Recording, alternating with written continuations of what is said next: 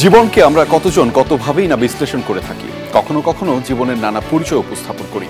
সেই উপস্থাপনায় কেউ কেউ ফেমাসও মনে করি নিজেকে। কিন্তু দর্শক, আমরা বিশ্বাস করতে চাই আপনারা প্রত্যেকেই ফেমাস, প্রত্যেকেই নিজ নিজ কাজে অসাধারণ এবং ফেমাস। বিশ্বাসটা শুধু নিজেকে করতে হবে। আর আমরা আপনার সেই বিশ্বাসের জন্য বারংবার আপনাকে প্রশ্ন করে মনে করিয়ে দিতে চাই, আর ইউ ফেমাস? দর্শক, স্বাগত জানাচ্ছি আর ইউ ফেমাস সিজন 2-তে। আপনাদের সাথে আছি আমি আহমেদ রেজা।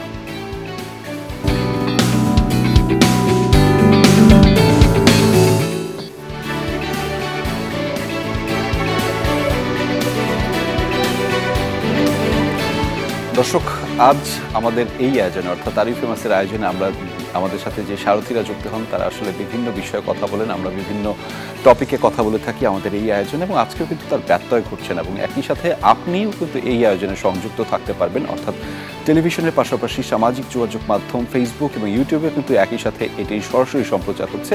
ফলে আপনি সেখানে আপনার যে কোনো প্রশ্ন, আপনার যে কোনো মনের ইচ্ছা, কিংবা আমাদের সাথে সারথীরা যারা থাকবেন তাদের সাথে যুক্ত হয়ে যে কোনো ধরনের ইচ্ছার কথা বা আপনার ভাবের কথা কিন্তু আপনি জানাতে পারেন, এবং সেটি আমরা চেষ্টা করব আপনার হয়ে আমাদের অতিথিদের কাছে সেটি পৌঁছে দেওয়ার জন্য। তবে আজকে কারা কারা থাকছে, অর্থাৎ আর ইউ ফেমাসের আয়োজনে প্রতি আয়োজনে কিন্তু ভিন্ন ভিন্ন মানুষ থাকেন, যাদের কাছ থেকে আমি তাদের গল্পগুলো শুনি, তাদের উঠে আসার গল্প, এবং দিন শেষে তাদের কারণে যে বাংলাদেশ বদলে যায়, যে বাংলাদেশ এগিয়ে যায়, সেই গল্পটা শুনি। এবং আজকেও কিন্তু তার ব্যত্যয় ঘটছে না। যে মানুষগুলো আসলে বাংলাদেশের মানুষ, আমার ভীষণ পছন্দের, ভীষণ গুণী মানুষ, একঝাঁক গুণী মানুষ আজকে আমাদের সাথে যুক্ত রয়েছেন। রনক হাসান, অভিনয়শিল্পী, পরিচালক এবং নাট্যকার, অনেক গুণে গুণান্বিত মানুষ, এবং আমার খুব ভীষণ পছন্দের। আপনার অভিনয় আমার খুব সাবলীল লাগে। আমার কাছে মনে হয় যে আমি যেটা দেখছি সেটা খুব সাবলীল একটা বিষয়। অসংখ্য ধন্যবাদ। আপনার রিপোর্টিং, আপনার উপস্থাপনা আমার খুব পছন্দ। ধন্যবাদ রনক ভাই। আমরা নিশ্চয়ই আপনার সাথে অনেক গল্প করব, অনেক প্রশ্ন আছে আপনার কাছে জানতে চাই। দর্শক, আমাদের সাথে আরও একজন যিনি যুক্ত রয়েছেন, আমি যাকে বলি যিনি নামটা কেমন জানি একটা বিশেষত্ব ধারণ করে, এবং তিনি তার কাজের মাধ্যমে ক্রমান্বয়ে একদিন দুই দিন নয়, বিশেষ একটা সময়ে বিশেষ একটা গণ্ডি পেরিয়ে তিনি দিনকে দিন সেটি আসলে সবার কাছে প্রমাণ করেছেন। যিনি একটি নাম সবার পরিচিত, জনপ্রিয় এবং খুব কাছের হয়ে গেছেন। আমার তো খুব ভীষণ কাছের, যাকে দেখলে আমার শ্রদ্ধা মায়া সব জাগে। আমাদের ভীষণ জনপ্রিয় রোকেয়া প্রাচী, যিনি অভিনয় শিল্পী, আবৃত্তিকার ও নির্মাতা। স্বাগত আপনাকে আর ইউ ফেমাসের আয়োজনে। অনেক ধন্যবাদ। আমারও রনকের মতো বলতে হয়, আমিও তোমার ফ্যান। আমি আপনাদের সবারই ফ্যান, এবং আমি এখন যে মানুষটির সাথে পরিচয় করে দেবো, আমি জানি দর্শক এই আমার কথাটির সাথে সবাই একমত হবে। আমরা যখন ছোটবেলায় টেলিভিশন দেখতাম, বিটিভি দেখতাম, বিটিভিতে তখন যাকে দেখতাম, আমি যখন আজকেও দেখি কিংবা ফেসবুকে দেখি, টেলিভিশনে বিভিন্ন সময় দেখি, একটাই মানুষ, কোনো পরিবর্তন নাই, একই মানুষ।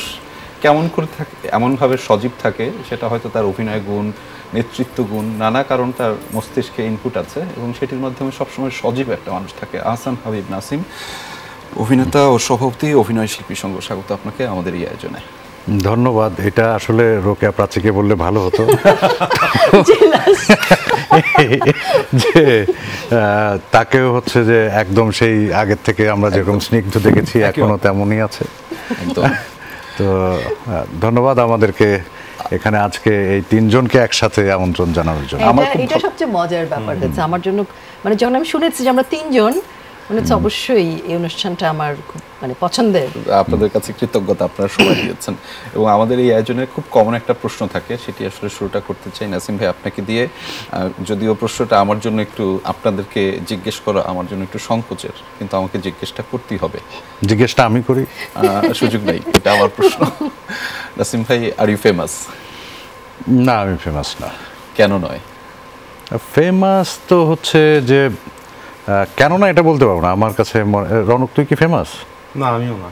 আচ্ছা, রোকেয়া প্রাচী ফেমাস, প্রাচীদি ফেমাস, সেটা শুনবো। আপনি কেন নয় সেটা একটু আমি ফিল করি না, এটা হচ্ছে বিষয়। কিন্তু আমি এখানে একটু ক্লারিফিকেশন দিতে চাই। আমরা আয়োজনের শুরুতে একদম একটা কথা বলেছিলাম যে এই পৃথিবীতে প্রত্যেকটা মানুষ অসাধারণ, প্রত্যেকটা মানুষ অসাধারণ তাদের কাজে, তার কর্মে। ফলে সেই জায়গা থেকে আপনি আলাদা জায়গা করে নিয়েছেন। আপনাকে চিনি, আপনি মানুষের ভালোবাসার জায়গায় আছেন, ফলে সেই কারণে আমার কাছে মনে হয় যে আপনি আসলেই ফেমাস। আচ্ছা, এটা হ্যাঁ পারসেপশন। যদি মনে করেন যে আপনার কাছে ফেমাস, তাহলে তো ফেমাস। আচ্ছা, ওকে আপনার কাছেও একই প্রশ্ন। ওই যে আমি আবার একটু বলি যে এই প্রশ্নটা জিজ্ঞেস করা আমার জন্য একটু সংকোচ বোধ হয়, এটা আপনাদেরকে জিজ্ঞেস করা, কিন্তু আমি আসলে জিজ্ঞেসটা করতে চাই। Are you famous? মানুষ আমাকে চেনে, শ্রদ্ধা করে, ভালোবাসে, যেখানে যাই আমাকে বলে আপনাকে অনেকদিন দেখি না টেলিভিশনে, মিস করে। তো সেই জায়গায় থেকে যদি শব্দটা ফেমাস হয়, আমার কাছে মনে হয় যে এটা অনেক বড় একটা আশীর্বাদ। মানে গ্রামে গঞ্জে, হাটে মাঠে ঘাটে, বাজারে, রিক্সায় যদি কখনো চুরি বা সিএনজিতে চুরি, আমাকে বলে আপা অনেকদিন আপনার নাটক দেখি না। রাইট। তো এই যে মিস করাটা, এই যে বলাটা সাধারণ মানুষের, আমি করোনায় মুখ ঢেকে গেছি বাইরে মাস্ক পরে, তখনও আমাকে বলে এমন কী করেছিলাম বলে চোখ দেখে, কথা শুনে। তো এই যে মনে রাখা, এরকম ভালোবাসা, এই যে প্রেম মায়া, এটা তো আমি মনে করি বিশাল আশীর্বাদ। মানে আমি রোকেয়া প্রাচী তো দর্শকের জন্য, মানে দর্শক আমাকে না চিনলে আমি কে আসলে। তো সেই জন্য আমার মনে হয় যে শব্দটা যদি ফেমাস হয়, ফেমাস মানে এটা যেভাবেই ব্যাখ্যা করি না কেন, এই যে মানুষজনের আমাকে গ্রহণ করা, এটা অনেক বড় একটা সম্পদ এবং এটা আমাকে অনেক আনন্দ দেয়, বেঁচে থাকার অনুপ্রেরণা দেয়। তো সেই অর্থে আই এম ফেমাস। নিশ্চয়ই নিশ্চয়ই। রৌনক ভাই, একই প্রশ্ন আপনার কাছে, আর ইউ ফেমাস? এবং আমি এটার সাথে একটু যুক্ত করতে চাই একটা কথা, একটা মন্তব্য। আমি এই অনুষ্ঠানে আসার আগে কেউ একজন বলছিলেন যে তুমি একটু এই কথাটা পাস করবে রৌনক ভাইকে, যে সেই মানুষটির ভীষণ ফ্যান, অর্থাৎ রৌনক ভাইয়ের খুব ভীষণ ফ্যান, এবং সে আসলেই অনেক ফেমাস। আসলে আমিও এরকম বোধ করি না, মানে ফেমাস কি ফেমাস না, মানে এইভাবে ভাবনাটা কখনো আসে না। আমি মানে ফেমাস, জনপ্রিয়তা, এই বিষয়টা আসলে কি, মানে আমাকে অনেক মানুষ চেনে, কিছু মানুষের কাছে আমার অভিনয় ভালো লাগে, তারা আমাকে ভালোবাসেন, সেটা আমি জানি, এটা আমি টের পাই এবং প্রতিদিনই আমি সেটা দেখি, জানি। এটাকে ফেমাস বলা যায় কি না, এই বিষয়টা আসলে মানে আমার কাছে মনে হয় যে এটা আমি না ভাবি, মানে আমি আমার কাজটা ঠিকমতো করে যাই, আমি আমার যে কাজ আছে, আমার জীবনযাপনে আমি যে বোধে বিশ্বাস করি, সেই বোধ নিয়ে আমার জীবনযাপন করা, সেই কাজটা আমি করে যাই। তাতে যদি আমাদের মানে মানুষ আমাকে ফেমাস বলে বা না বলে, তাতে আসলে আমার খুব বেশি সমস্যা নেই।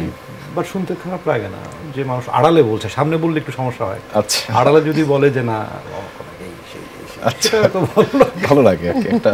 এবং এই ভালো লাগাটা আসলে দিন শেষে তো আপনাদের কাজের একটা মানে মূল্যায়ন। নিশ্চিত, মানে এটা মানে আমি বিশ্বাস করি যে এই বাংলাদেশ আমাকে যা দিয়েছে এটি আসলে অবিশ্বাস্য।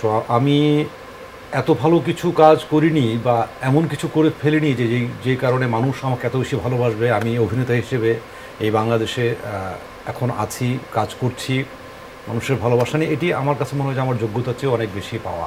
না না, সেটা অবশ্যই না, এটা আমি মানে একজন দর্শক হিসেবে বলি যে তোর যোগ্যতার চেয়ে বেশি হয়নি কিছুই।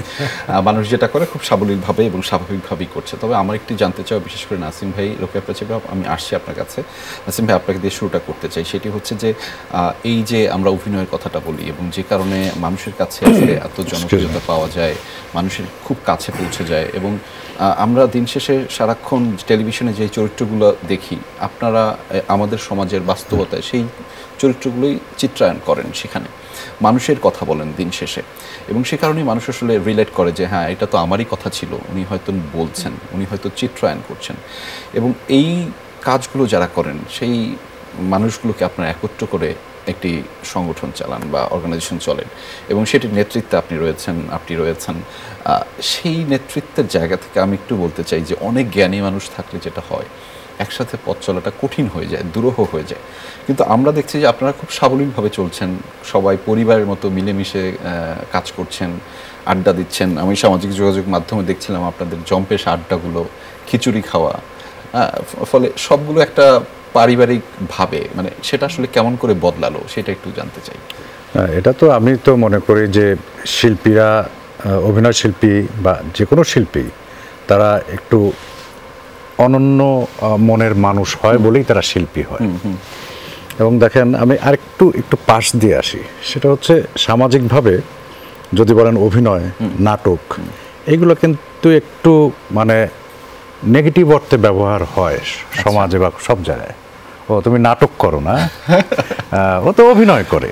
মানে অভিনয় মানে বাস্তব জীবনের অভিনয়গুলোকেও নাটক অভিনয় হিসেবে একটু হচ্ছে নেতিবাচকভাবে কিন্তু এই শিল্পীদেরকে যারা অভিনয় করে তাদেরকে একরকমের দেখা হয়। কিন্তু এরাই যখন চরিত্র করছে আর একটা চরিত্রে, তখন সেই চরিত্রটা হয়ে দর্শকের মনে যখন সে জায়গা করে নিচ্ছে, এর যে অসাধারণ একটা এই যে ট্রান্সফরমেশন, মানে তার ভেতর থেকে বেরিয়ে আর একটা চরিত্র হয়ে দর্শকের সামনে উপস্থাপন হওয়া, এইটার যে আরাধনা, এইটার যে চর্চা, সেই জায়গায় একজন সাধারণ মানুষের থেকে, সাধারণ মানুষ আমি বলবো না, মানে এরাও সাধারণ, সবাই সাধারণ আমরা, সেখান থেকে এই প্রক্রিয়াটা একটা খুব সুন্দরভাবে তার মানসিক বিস্তারের মাধ্যমে ঘটে। তো সেই জায়গার থেকে আমরা বিষয়টাকে খুব কঠিনভাবে নেইনি। আচ্ছা, যে সংগঠন মানে ছড়ি চালাতে হবে, আইন প্রণয়ন করতে হবে, শাসন করতে হবে, বিষয়টা তেমন না। বিষয়টা আমাদের শিল্পীদের যে মানে আসলে তারা যারা বিনোদন দেন মানুষকে, তাদের নিজেদের বিনোদিত হবার তেমন কোনো সুযোগ কিন্তু নেই।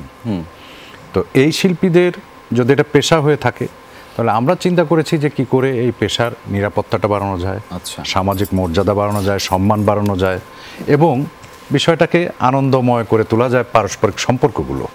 সেই জায়গার থেকেই আমাদের মানে সাংগঠনিক যে প্রক্রিয়া দীর্ঘদিন ধরেই আমরা চলছি। বিশেষ করে বলবো যে গত 7 বছরে একটু একটু একটু করে আমরা সেই লক্ষ্যে পৌঁছানোর চেষ্টাটা করছি, যাতে করে অন্যান্য পেশার মানুষের মতো যারা পেশাজীবী আছেন, শিক্ষক, সাংবাদিক, অন্যান্য যারা আছেন, তাদের মতো অভিনয় শিল্পীরাও বা শিল্পীদের পেশাটাও যাতে করে একটা নিশ্চয়তার দিকে যায়, সেরকম একটা লক্ষ্য উদ্দেশ্য নিয়ে আমরা কাজ করে যাচ্ছি। আমরা বিষয়টাকে জটিলভাবে দেখছি না।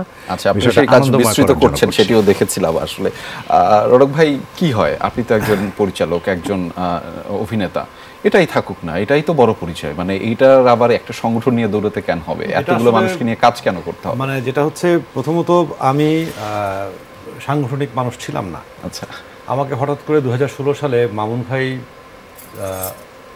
এবং নাসিম ভাই ছিল সেখানে, যখন আহ্বায়ক কমিটি হচ্ছে, নতুন করে সংগঠন পুনর্গঠিত হচ্ছে, হ্যাঁ, প্রাচীদিও ছিল, হ্যাঁ, তো প্রাচীদি সেই কমিটিতে একজন ছিলেন, নাসিম ভাই ছিলেন, মামুন ভাই ছিলেন। তো আমি তখন যেটা বড়রা কমিটি করছে, আমরা বাইরে যে গল্প করছিলাম, হঠাৎ করে মাইক্রোফোনে আমি শুনি যে রনক কোথায়, রনক রনক, আমি দৌড়ে চলে আসলাম যে জি। তখন মামুন ভাই বললো যে তুমি আহ্বায়ক কমিটিতে থাকছো।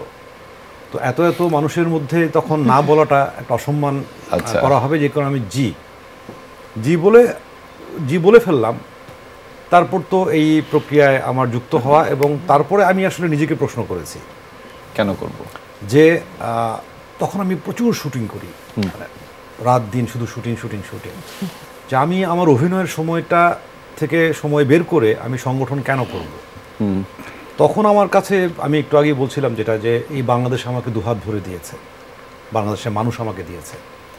আমি অভিনয় আমার পেশা হয়েছে, এই পেশা দিয়ে আমি আমার মা বাবাকে দেখি, আমি আমার পরিবার দেখি, আমার মা বাবার চিকিৎসা দেখি, সমস্ত কিছু আমি অভিনয় থেকে করতে পারছি। আমি খুব ভালোভাবে আছি বাংলাদেশে, আমার মানুষ আমাকে ভালোবাসছে। আমি শুধু নিচ্ছি, আমি কিছু কি দিচ্ছি ইন্ডাস্ট্রিকে, দেশকে?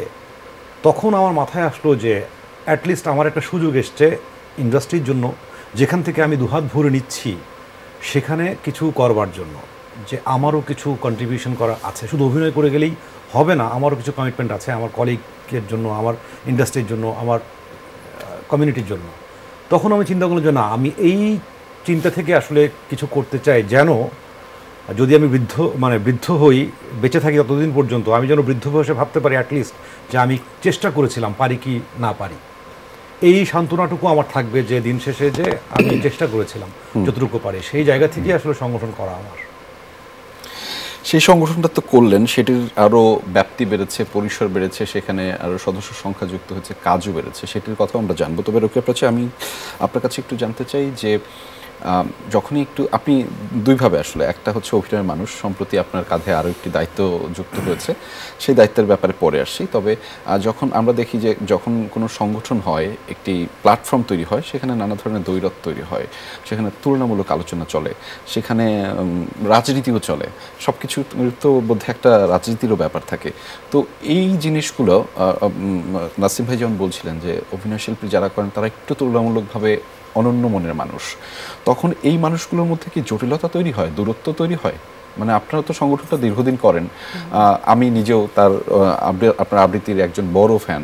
আপনারাও সংগঠন করেছেন, মানে তখন কি এই তুলনামূলক নিজেদের মধ্যে দূরত্বটা খুব ভালো লাগে? মানে আমরা দেখেছি যে অন্য একটা প্ল্যাটফর্মে খুবই দ্বৈরথ চলছে এখন, মানে সব জায়গায় কিন্তু মুদ্রার এপিটোপিট আছে, একদম সাদা কালোর মতো, রাত দিনের মতো। আমার সংগঠন করার তো সেই দীর্ঘ সময়ের, মানে আমার দীর্ঘ সময়ের সমৃদ্ধ সাংস্কৃতিক জোটের মাধ্যমে আমার কাজ করা শুরু। আমি সেখানেও কমিটিতে আছি, আরও অনেকগুলো সংগঠন আমার হাত দিয়ে হয়েছে, আমি নিজেও সংগঠন চালাচ্ছি। তো আমার কাছে মনে হয় যে সংগঠন এমন একটা জায়গা, সেখানে মান অভিমান হবে, রাগারাগি হবে, ভুল বোঝাবুঝি হবে, কারণ একই পরিবারের মা ছেলে ভাই বোন সবার মধ্যেই হয়, সেটা থাকে এবং সেটা থাকা উচিত, তাহলে রাগ অভিমানটা বের হয়ে যায়। কিন্তু তারপরও আমি দেখেছি আমাদের সংগঠনগুলোতে, আমাদের আর্টিস্টদের সংগঠন, ডিরেক্টরদের সংগঠন, প্রডিউসারদের, তারপরে সম্মিলিত সাংস্কৃতিক জোট বলি, পথনাটক পরিষদ বলি, সব জায়গায় আমি দেখেছি দিনের শেষে কিন্তু আমরা সবাই এক, এবং মানুষের জন্য, সমাজের জন্য, রাষ্ট্রের জন্য এবং শিল্পের প্রয়োজনে সবাই কিন্তু এক জায়গায় দাঁড়াচ্ছে, এবং একজন শিল্পী আরেকজন শিল্পীর প্রয়োজনে যেভাবে পাশে এসে দাঁড়াচ্ছে সেটি কিন্তু খুব বিরল। কাজে আমাদের শিল্পীদের, আমাদের এই সংগঠনগুলোর, আমাদের শিল্প সাহিত্য অঙ্গনের যে সংগঠনগুলো, সেখানে আমি বলবো যে 90% বেশি হচ্ছে সুন্দর অভিজ্ঞতার গল্প আছে। কোথাও কোথাও হয়তো বিপরীতটা আছে, যে বললাম মুদ্রার এপিট আছে ওপিট আছে, হ্যাঁ কোথাও কোথাও আমরা দেখছি ভিন্ন চিত্র দেখছি, ভুল বোঝাবুঝি আছে, কাজের চেয়ে অকাজ বেশি, আলোচনার চেয়ে সমালোচনা বেশি। কিন্তু আমার মনে হয় সেটি দেখে আসলে আমাদের পুরো ইন্ডাস্ট্রিকে বিচার করলে হবে না। আমরা কিন্তু এখানে দেখেছি কেউ অসুস্থ হলে সবাই ছুটে যাচ্ছে, কেউ করোনাকালীন সময়, যে কোনো সময় কেউ মারা গেলে সবাই এগিয়ে আসছে, মানে যার যার জায়গা থেকে আমরা কিন্তু বন্ধু না হলে শত্রু নয়, কেউ হয়তো দেখা হচ্ছে না, খুব ভালো বন্ধু না, কিন্তু কেউ কারো শত্রু না। মানে এটা অনেক বড় অ্যাচিভমেন্ট আমি মনে করি, যে আজকে আমরা কোথাও কোনো একটা জায়গায় কাজ করছি, কারোর নাম আসছে, আমি হয়তো বলবো না যে না রনককে নেবেন না, আমি রনকের নাম প্রস্তাব করলাম না, কিন্তু আমি রনককে নেবেন না এরকম হিংসাত্মক অনুভূতিটা আমাদের ইন্ডাস্ট্রিতে নেই। উপকার না করলেও অপকার কেউ করছে না। কাজে আপনি যে প্রশ্নটা যে উদ্দেশ্যে করেছিলেন, সেজন্য বলছি যে ওটা দেখে, ওই মেয়েকে দেখে ভয় পাবেন না। আচ্ছা, আমরা ভয় পেতে চাই না, আমরা সাধারণ দর্শকরা আপনাদেরকে একত্রিত দেখতে চাই। দিন শেষে আপনাদের কাজগুলো তো আমাদেরকে ভালো লাগায়, এবং দিন শেষে আমরা যদি বলি যে বাংলাদেশকে এগিয়ে নিয়ে যায়, প্রতিনিয়ত আমি বলি যে আপনাদের কাজগুলো মাধ্যমে আমরা ব্র্যান্ডিং পাই, যে আচ্ছা এটা তো বাংলাদেশের কাজ, আর এটা এই মানুষটা তো বাংলাদেশের। ফলে যখন বলে, যেই বলে, এটা আমাদের জন্য গর্বের। আমি আরেকটু ছোট্ট করে একটু যুক্ত করি, সেটা হচ্ছে কি, আর নেতৃত্বে কারা আছে সেটাও কিন্তু খুব জরুরি বিষয়। মানে সে নাসিম আছে, রনক আছে, এবং আরও অন্যান্য সংগঠনে যারা আছে, তাদের দৃষ্টিভঙ্গিটা কি, তারা কোন মানসিকতার, আমরা আমাদের নেতৃত্বে কাদেরকে দেখছি, সেটার উপরও কিন্তু নির্ভর করছে আপনার সংগঠনের চেহারাটা কি হবে, আমাদের পরিবেশটা কি হবে, বন্ধুমতো আড্ডা হবে নাকি শুধু গসিপ হবে, ইন্ডাস্ট্রিতে কাজ হবে না অকাজ বেশি হবে। তো আমি মনে করি যে নেতৃত্বের সিদ্ধান্তটাও খুব জরুরি। ওই যে মামুন ভাই সহ যে একটা বড় টিম বসে যে সিদ্ধান্তগুলো হয়েছে, সেগুলো ভুল সিদ্ধান্ত যে না, সেটার তো প্রমাণ আমরা পাচ্ছি যে আমরা অন্তত মিলেমিশে ভালো আছি সুখে দুঃখে। নাসিম ভাই, আপনার কাছে একটু ফিরতে চাই। আমরা দেখি যে নানা ধরনের সংগঠন আছে এখন, যেগুলো আপনারা বলছিলেন সামাজিক সাংস্কৃতিক বিভিন্ন পেশার সবারই সংগঠন আছে, এবং সব সংগঠনের একটা বিশেষ উদ্দেশ্য থাকে যে তারা তাদের সদস্যদের জন্য কিছু করতে চান। আপনারা আপনাদের সদস্যদের দক্ষতা বৃদ্ধির জন্য আসলে কি কি করেছেন, এবং সেটা কতটুকু কার্যকরী হয়েছে সদস্যদের জন্য? না, এগুলো তো কিছু প্রক্রিয়া থাকে, যেমন আমরা কিছু সেমিনার করি মাঝে মধ্যে, আমাদের প্রশিক্ষণের কিছু পরিকল্পনা রয়েছে, কিছু কিছু হয়েছে। এটা দক্ষতা বৃদ্ধির জন্য আমাদের একটা দীর্ঘমেয়াদী পরিকল্পনাও আছে, সেগুলো চলছে। আর মূলত যেটা সংগঠন মানে শুধু সদস্য এবং সংগঠন এইভাবে আমি দেখি না, আমরা দেখি না। আচ্ছা, আমরা যেটা দেখি যে একটা পেশার উৎকর্ষতা সাধন, এবং সেই পেশায় যারা সম্পৃক্ত আছে তাদেরকে সচেতন করা যে তার পেশার ব্যাপারে তার যাতে করে ডেভেলপমেন্ট ঘটে, পাশাপাশি সেটা যাতে একটা নিরাপদ পেশায় পরিণত হয়। আচ্ছা, আমাদের এই পেশাটা, অভিনয় শিল্প পেশাটা বাংলাদেশে বিস্তৃতি ঘটেছে, এটাকে এখন পেশা হিসেবে নিতে পারছে। আমরা যদি দেখি যে 80-র দশক, 90-র দশক থেকে ইনফ্যাক্ট এটা পেশা হিসেবে, প্যাকেজ আসার পর থেকে পেশা হিসেবে নিতে পেরেছে।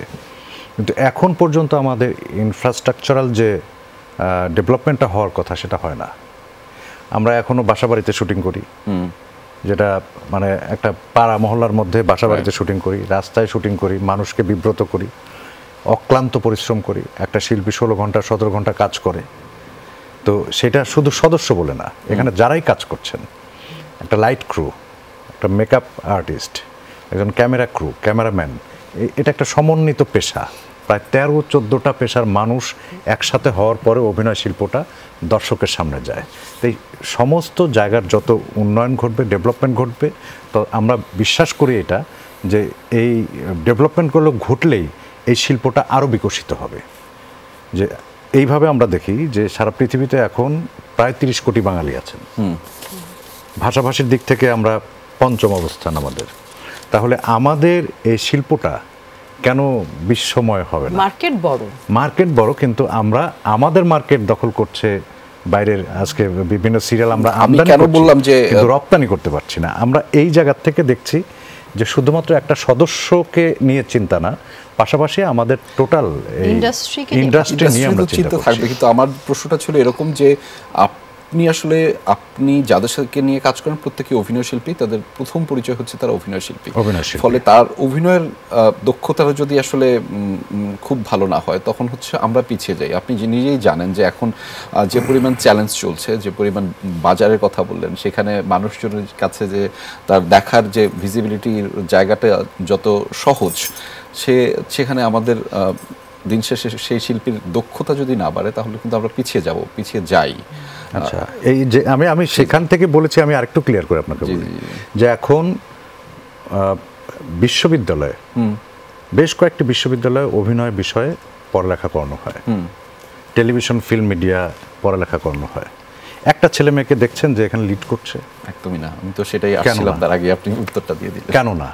তার মানে এখানে একটা ইন্ডাস্ট্রির একটা স্ট্রাকচার আছে। এই স্ট্রাকচার যে এটাই তো হওয়া উচিত ছিল যে আজকে বিশ্ববিদ্যালয় থেকে যিনি অভিনয়ের উপরে স্নাতক বা স্নাতকোত্তর করে বেরোচ্ছেন তার তো ইন্ডাস্ট্রিতে থাকার কথা, সে কেন ব্যাংকে জব করবে? তো এই জায়গাগুলো মানে এই জায়গাটা কেন হচ্ছে না? তারা যদি আসতো এখানকার চেহারা আরও বদলে যেত। কিন্তু আমি সে কারণেই বলছি যে এখানকার ইনফ্রাস্ট্রাকচারাল চেঞ্জ যদি না হয় তাহলে এখানে মেধাবীরা এসে টিকতে পারবে না। সেই বিষয়গুলো নিয়েই আমরা ভাবছি, সংগঠনটাকে ওই দৃষ্টিভঙ্গির থেকে আমরা দেখছি। না আসছে না, নাকি আসতে পারছে না, বা আপনারা আনতে ব্যর্থ হচ্ছেন? মানে নাসিম ভাই তো বলল যে আমরা আসলে সংগঠনে আমরা আরেকটা যে কাজটা করি সেটি হচ্ছে যে আমাদের সদস্যদের কল্যাণের বিষয় তো থাকেই, সেটি রেগুলার প্রসেস, সেটা চলবেই, সেটি নিয়ে খুব বেশি আমরা চিন্তিত না। আমরা আসলে যে কাজটা প্রথমেই শুরু করেছিলাম যে আমাদের অভিনয় পেশার স্বীকৃতি, সেই জায়গা থেকে, এবং আমরা আরও 5, 10, 15, 20 বছর পরের দৃশ্যকল্প দেখার চেষ্টা করেছি। বিশেষ করে নাসিম ভাইয়ের কথা আমি বলবো, কারণ আমি তার থেকে কাজ থেকে আমি দেখেছি মানে দূর ভবিষ্যৎটা দেখতে পাওয়া, যে আমরা 20 বছর পর আমরা আমাদেরকে কোথায় দেখতে চাই। এবং আমাদের সেই জায়গা থেকে যে কোর্সের কথা তো দক্ষতার বৃদ্ধি আছেই, একটা কোর্স তো করাই যায় চাইলে, 10 দিন 15 দিনের একটি কোর্স আমরা করে দিলাম।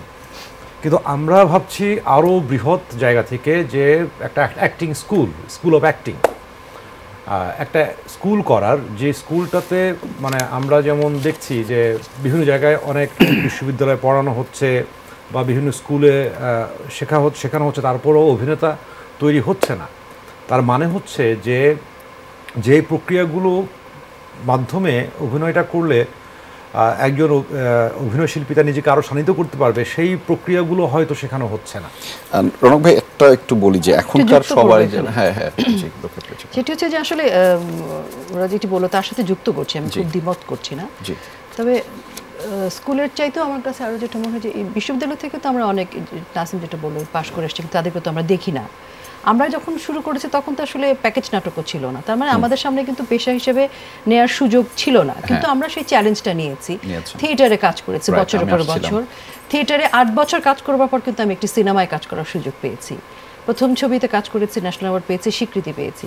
তাহলে 8 বছরের যে আমার একটা অধ্যবসায়, চেষ্টা, স্কুলিং, ওই যে আমি হাতে কলমে শিখেছি মামুন রশিদের মতো একজন গুণী নির্মাতার কাছে, গুণী শিক্ষকের কাছে, সেই শেখাটা এবং মঞ্চের যে চ্যালেঞ্জটা আমার গ্রহণ করার যে স্ট্রেস নেওয়ার যে নার্ভটা যে তৈরি হয়েছে, সেটাই তো পরবর্তীতে আমাকে আজকে পথ চলার শক্তি দিচ্ছে।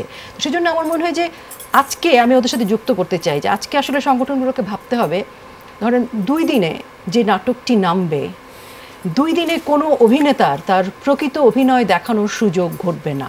একজন নির্মাতা 2 দিনে থাকবে, তার 14-20টা সিকোয়েন্স নামাতে হবে, এবং যে প্রক্রিয়ায়, যে সেটে, যে বাজেটে আমরা কাজ করি, সেখানে আলাদা করে একজন অভিনেতার থেকে অভিনয়টাকে নিংড়ে নিয়ে আসার সুযোগ কখনই হয় না। এই অভিনেতাই কিন্তু আবার সিনেমায় গিয়ে OTT থেকে ভালো করছে, কিন্তু নাটকে সে তার সুযোগ দেখাতে পারছে না। তো সেই জন্য মনে হচ্ছে আসলে আমাদের পুরো ইন্ডাস্ট্রির একটা চেইনের মতো ভাবতে হবে। 2 দিনের শুটিংয়ের যে বাজেট, সেটা দিয়ে প্রোডাকশন হবে না। আপনাকে প্রোডাকশনের স্ট্যান্ডার্ড বাজেট, স্ট্যান্ডার্ড জায়গাটা তৈরি করতে হবে, তাহলে আপনি শিল্পীকে পাবেন, আপনি যে নির্মাতাকে সুযোগ দিতে পারবেন। আপনি নির্মাতা কি করে তৈরি হবে, অভিনয় শিল্পী কি করে তৈরি হবে, একজন লাইট ডিজাইনার কি করে হবে, একজন প্রোডাকশন ডিজাইনার কি করে হবে। আমাদের ইন্ডাস্ট্রিতে কোনো প্রোডাকশন ডিজাইনার নেই। আমাদের একটা নাটকে কোনো কাস্টিউম ডিজাইনার থাকে না, সেট ডিজাইনার থাকে না, লাইট ডিজাইনার থাকে না। তা আপনার একটা প্রোডাকশন, এগুলো তো মেইন রসদ। একদমই আপা, আপনি যেটা বলছেন যে আমাদের তো আসলে খুব আশা জায়গা নিয়ে একটা কথা বলি যে আমাদের আসলে অনেক কিছু নাই, কিন্তু তারপর আমাদের অনেক ভালো কাজ হয়, পরিশ্রম করে জানের উপর দিয়ে সবাই কাজ করছে, অনেক ভালো কাজ হয় যেগুলো নিয়ে আসলে আমরা গর্ব করতে পারি। কিন্তু আমার যে প্রশ্নটার অনুভব আপনার কাছে ছিল যে আপনি যেখানে বলছিলেন যে, বা আপনারা যেটা বলছিলেন যে খুব ভালো মানের কেউ আসেন না, আমি যারা আসেন না তাদের কথা বাদ দিলাম, কিন্তু যারা আসে, এবং রোকেয়া প্রাচীর আপার একটা কথা ধরে যে আপনারা সবাই থিয়েটার করেছেন, একটা চরিত্রে, ছোট একটা চরিত্র হোক, সেটা পাওয়ার জন্য একটা অধ্যবসায়ের মধ্যে দিয়ে যেতে হয়েছে। এখন কারো একটা নাটকে যদি সে যুক্ত হয়, সে 2 দিনের মধ্যে তার ভিউর হিসাবটা করে সে সেলিব্রিটি হয়ে যায়, এবং এটাকেই সে আসলে মানদণ্ড ভাবে। কিন্তু আপনারা যে অধ্যবসায়টা করে একটা পর্যায়ে গিয়েছেন, আমার ধারণা এখনকার যারা অনেকেই কাজ করেন, আমি সবার প্রতি শ্রদ্ধা রেখে অবশ্যই বলছি যে যারা কাজ করেন, সেই অধ্যবসায়টা এবং অস্থিরতা তাদের মধ্যে আছে, মানে অধ্যবসায়টা নেই এবং যে তার অস্থিরতা, সেটা কাজ করে। এবং একই সাথে আপনারা যতটা প্রফেশনালিজম ভাবে নিয়েছেন, এটাকে পেশাগত শ্রদ্ধাটা করেছেন, সেইটার কমিটমেন্টের অভাব আছে তাদের, এটা আমি বলি। কেননা হচ্ছে তারা ওই কমিটমেন্টটা এবং প্রফেশনালিজমটা যদি তাদের মধ্যে থাকতো, আমার মনে হয় আমরা আরো কিছু ভালো কাজ পেতাম। মানে আমি জানি না, আপনারা দ্বিমত করতে পারেন। কাজ তো আসলে ভালো এখনো হচ্ছে, অতীতেও হয়েছে, ভবিষ্যতেও হবে। পরিমাণ নিয়ে কথা হচ্ছে। আর আমি নতুনদের প্রতিভা নিয়ে আমার কোনো সন্দেহ নেই, একদমই।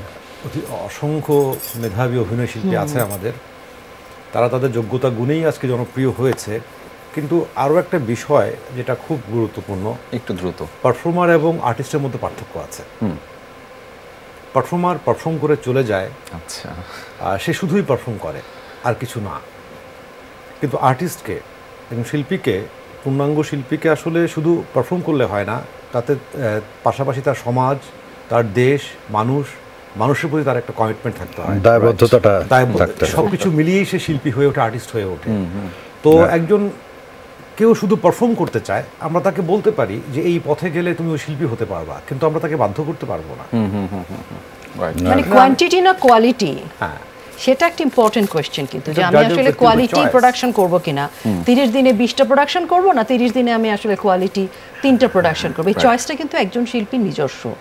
মানে একজন ভাবছে যে আমার ভিউ না হলে, বা আমি অনেক বেশি স্ক্রিনে না থাকলে আমি হারিয়ে যাব, এই যে একটা ইনসিকিউরিটি আমাদের অনেকের আছে, স্টার হতে চায়, ভিউ হতে হয়, তো সেটা এক ধরনের তো মোহ থাকে। আপনারা নিশ্চয়ই সেই ভিউটা একটা সময় হিসাব করতেন না, যেটা এখন সবাই হয়তো করে কম বেশি। তবে এই যে প্রতিযোগিতাটা এক এক সময় তো এক একভাবে এসে ধরা দেয়, চলুক, এটা থাকুক, এটাকে আসলে থামাতে চাই না। তবে সেটার মধ্যে আসলে প্রফেশনালিজম, কমিটমেন্টটা যদি থাকে, দিন শেষে আমাদের ব্র্যান্ডিংটা ভালো হয়। সেটা নিয়ে কথা বলছিলাম, আরও কথা হবে। তবে একটা এই মুহূর্তে ছোট্ট বিরতি নিতে হচ্ছে, ফিরছি একটু পরেই। আমাদের সাথে থাকুন, কোথাও যাবেন না।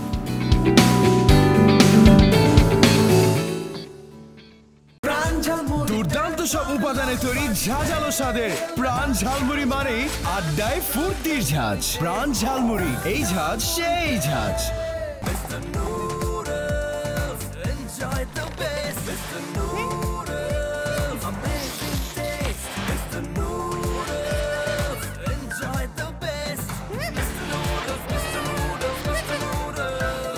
নতুন আর উন্নত গ্লো এন্ড লাভলি এত গ্লো প্রমোশন হয়েছে পুরো 40%। আরে আমার না, গ্লো এন্ড লাভলি শুধু ক্রিম না, সিরাম ক্রিম দ্যাট 40% বেশি উজ্জ্বলতা। এর মাল্টিভিটামিন সিরাম ত্বকের 3 স্তর গভীরে যায়, দাগ ও মলিনতা দূর করে আর দেয় 40% বেশি উজ্জ্বলতা, মানে HD গ্লো, বিশ্বের 1 নম্বর glow cream, glow and lovely.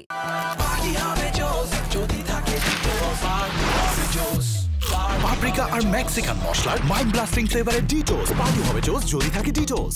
বাসায় এনেছিলাম নতুন এক দরজা, রেফেলের মতোই কিন্তু দামে ছিল সস্তা। কয়দিন পরে দেখি সিটকানিতে জং, ফ্রেম গেছে ফেটে উঠে গেছে রং, দুর্বল কবজায় পাল্লা গেছে ঝুলে, তাই তো এসেছি আমি আরএফএলে ফিরে। ভার্জিন রিজনে তৈরি আরএফএল ইউপিভিসি ডোর এর কবজা ও ছিটকিনিতে 304 গ্রেড স্টেনলেস স্টিল ব্যবহার হওয়ায় মরিচা পড়ার কোনো চান্সই নেই। পছন্দ অপছন্দের এই রকম ফ্রেন্ড নিয়ে সব সময় সাথে আছে হাউস অফ বাটারফ্লাই। আবারও ঈদে আনন্দে মেতে উঠুন হাউস অফ বাটারফ্লাই 100% পর্যন্ত ক্যাশব্যাক অফারে। ব্রিং মোর হ্যাপিনেস।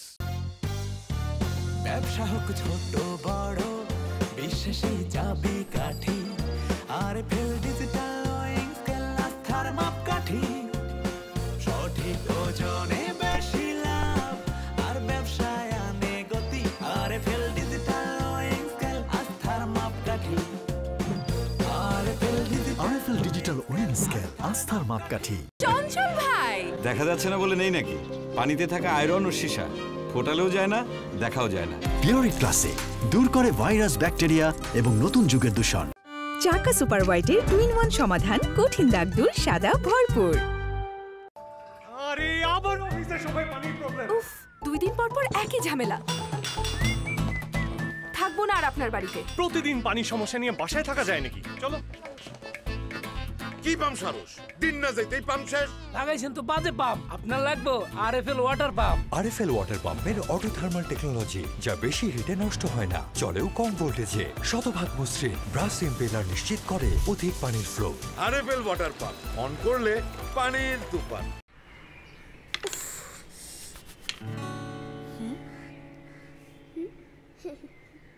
যত ছোট বিষয় হোক না কেন, আমার কাছে ছোট বলে কিছু নেই। মা তো তাই ম্যাগিও ঠিক আমার মতোই কোয়ালিটিতে কোনো ছাড় দেয় না। 7টি দেশের সেরা খামার থেকে আসে ম্যাগি নুডলসের ময়দা। এভাবেই তো বাংলাদেশে প্রায় 3 যুগ ধরে একই কোয়ালিটি দিয়ে আসছে ম্যাগি।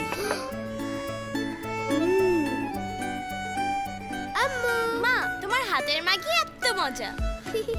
মা হিসেবে এটাই আমার জন্য gift. Nestle, good food good life. আগামী 1 মাস তাপমাত্রা থাকবে 37 থেকে 40 ডিগ্রি। স্কিপ না করে জেনে নিন করণীয়। তাপমাত্রা যাই হোক, গরমে আরাম দিতে আছে প্রাণ লাচ্ছি। দুধের সব গুণাগুণ নিয়ে 3টি মজাদার স্বাদে প্রাণ লাচ্ছি। প্রাণ লাচ্ছি, খুব খাচ্ছি, আরাম পাচ্ছি।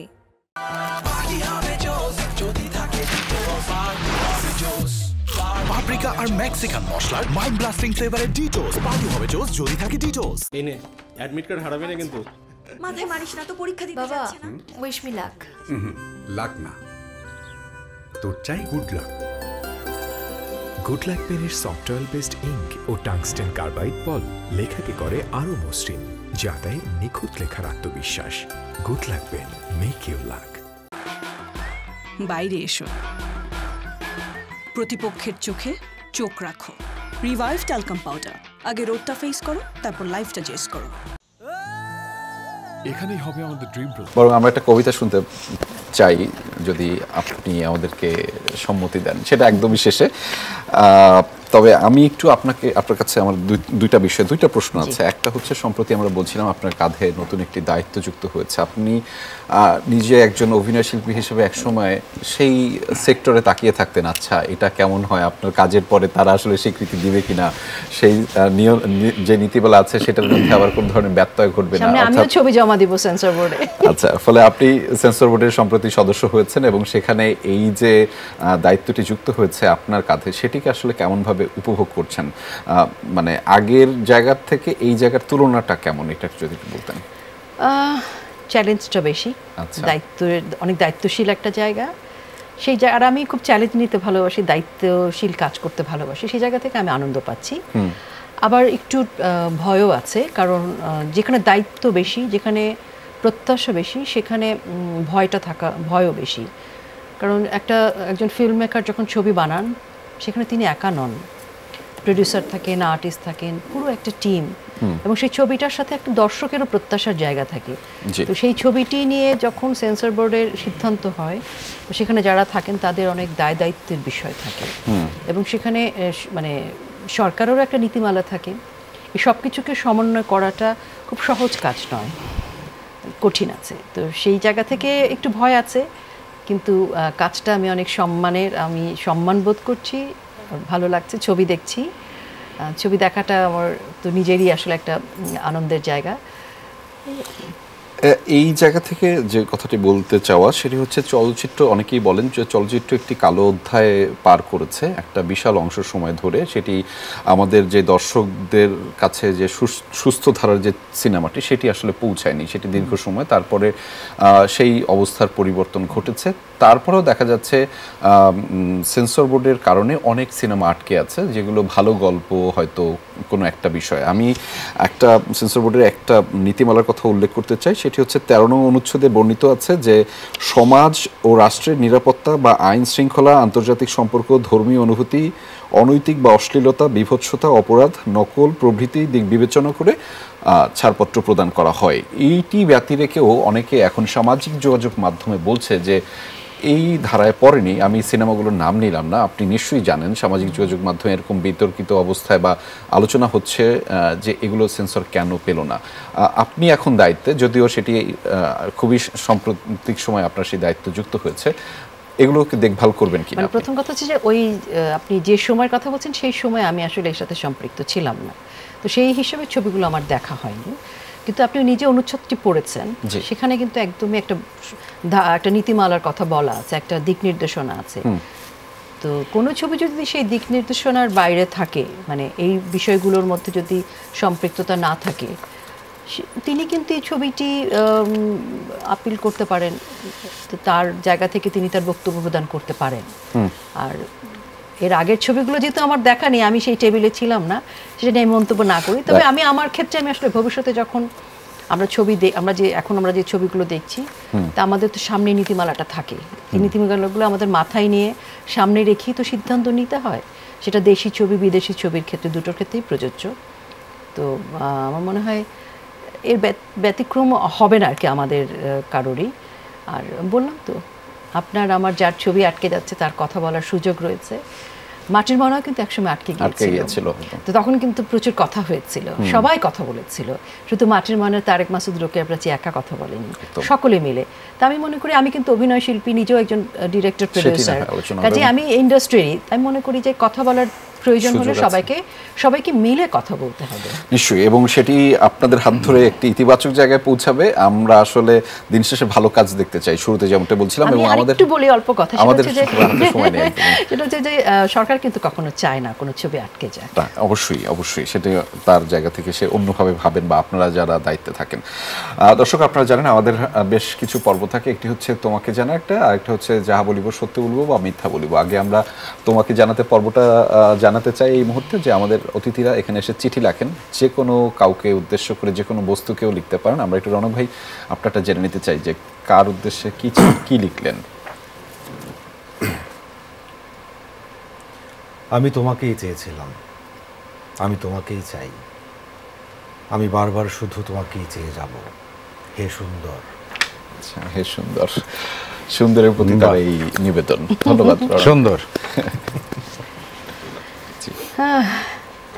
আমারটা অনেক সিম্পল, হৃদয় আর কলিজা, রিমঝিম আর আস্থা, আমার বিশ্বাস, আস্থা, নির্ভরতা, সাহস, অনুপ্রেরণা, বেঁচে থাকা সার্থক কারণ তোমাদের মা আমি, পৃথিবী সুন্দর কারণ আমার পাশে তোমাদের পথ চলা, ভালোবাসি, ভালোবাসায় ভাসি, রিমঝিম, আস্থা। আমার দুই কন্যা। সুন্দর। নাসিম ভাই তো দুজনই তো আমার কন্যারাই ঠিক করেছে, একজন হৃদয়, একজন কলিজা। প্রিয়, শরতের শিশিরের মতো, শীতের কুয়াশার মতো, বসন্তের বাতাসের মতো জড়িয়ে রেখো। বৈশাখী ঝড় কিংবা আষাঢ়ের গর্জন আমাকে থামাতে পারবে না। ধন্যবাদ। আমাদের একটা পর্ব থাকে যাহা বলবো মিথ্যা বলবো, যাহা বলবো সত্য বলবো। আমাদের খুবই অল্প 2-3টা প্রশ্ন সত্য বলি আমি। সত্য বলবো। আচ্ছা, রোকেয়া প্রাচী। অসাধারণ অভিনয় শিল্পী। অভিনয় ভালোবাসি। অভিনয় শিল্পী সঙ্গ ভালোবাসি। নাসিম ভাই। অসাধারণ বড় ভাই, অসাধারণ লিডার। আচ্ছা, আপনার 3টা বদ অভ্যাস। আমি গম্ভীর, প্রায় অসামাজিকের মতোই, মানে ঠিক মিশুক না। আচ্ছা, আর হচ্ছে যেমন অভিনয় করতে চাই সেটা এখনো করে উঠতে পারি না। নাসিম ভাই, যাহা বলিব সত্য বলিব, যাহা বলিব মিথ্যা বলিব। সত্য। সত্য। সবচেয়ে প্রিয় সহ অভিনেতাকে, যার সাথে স্বাচ্ছন্দ্য বোধ করেন সব সময়? এ তো এক কথায় বলা মুশকিল। খুবই ডিপ্লোম্যাটিক অ্যান্সার দিলেন। আপনার সবচেয়ে প্রিয় বন্ধু অভিনয় জগতের বাইরে? জাহিদুল ইসলাম মিতুল। আচ্ছা, অভিনেতা না হলে যে পেশাটি বেছে নিতেন? গান গাওয়া। রোকেয়া প্রাচী। অসম্ভব ভালো শিল্পী এবং বন্ধু। রৌনক হাসান। ছোট ভাই এবং খুব ভালো লেখে, অভিনয় করে। সত্য বলিব না মিথ্যা বলিব? সত্য সত্য। আচ্ছা, হাসান হাবিব নাসিম। নাসিম ভালো বন্ধু, ভালো সহশিল্পী, ভালো সংগঠক এবং সহনশীল। রৌনক হাসান। খুব ডেডিকেটেড অভিনেতা। ক্যামেরা, কাজ এবং লাইটিং, কোনটাকে বেছে নিতে চান? ক্যামেরা, কাজ এবং লাইটিং। মানে কাজটা মানে কি? মানে সব পুরোটাই কাজ। কাজ। আচ্ছা, ওটিটি প্ল্যাটফর্ম নাকি সিনেমা নাকি নাটক? Cinema cinema cinema. সামাজিক যোগাযোগ মাধ্যম রিঅ্যাকশন পেতে কেমন লাগে? ভালো লাগে, আমি এটাকে সহজভাবে গ্রহণ করি। ওকে, ধন্যবাদ আমাদের সাথে যুক্ত হওয়ার জন্য। আপনারা যুক্ত হচ্ছেন, আমরা কৃতার্থ হয়েছি। নিশ্চয়ই আপনাদের সাথে আবারও দেখা হবে। আমাদের এই মুহূর্তে বিদায় নিতে হবে। দর্শক, আরই ফেমাসের আয়োজনে গুণী সারথীদের সাথে কথা হচ্ছিল। তারা আসলে দিন শেষে যে কথাটি বলেছেন যে বাংলাদেশের এগিয়ে যাওয়ার গল্প, সেটি কিন্তু আপনিও পারবেন। কেননা হচ্ছে আপনি যদি এই মানুষগুলোর কাজকে মূল্যায়ন করেন, দেখেন, এগিয়ে নিয়ে যান, দিন শেষে কিন্তু আমরা সবাই জিতে চাই, কারণ আমরা সবাই বাংলাদেশি। দেখা হবে অন্য আয়োজনে।